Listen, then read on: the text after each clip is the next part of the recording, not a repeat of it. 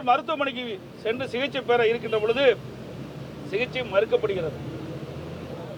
அதோடு அடுத்த நாள் மாவட்ட ஆட்சித்தலைவர் பேட்டி கொடுக்கிறார். அதற்குள் 3 பேர் இறந்து விடுகிறார்கள்.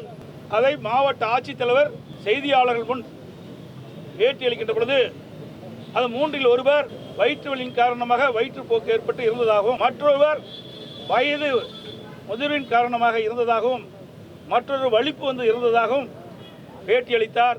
கள்ளச்சாராயம் குடித்து இறக்கவில்லை, இது வதந்தியை நம்ப வேண்டாம் என்று அவரே பேட்டி கொடுத்து விட்டார். இதனால் கள்ளச்சாராயம் குடித்தவர்கள் மருத்துவமனைக்கு சென்று சிகிச்சை பெறாத ஒரு சூழ்நிலை. இந்த 3 பேர் இறப்புக்கு துக்கம் விசாரிக்க வந்தவர்கள் இந்த மாவட்ட ஆட்சித்தலைவருடைய செய்தி கேட்டு அங்கே விற்பனை செய்த அந்த கள்ளச்சாராயத்தை அதிகமானவர் குடித்து இன்றைய தினம் அதிகமான இறப்பு ஏற்பட்டுகின்றது. இதுக்கு முழு பொறுப்பு இந்த அரசாங்கம் தான் ஏற்கப்பட வேண்டும்.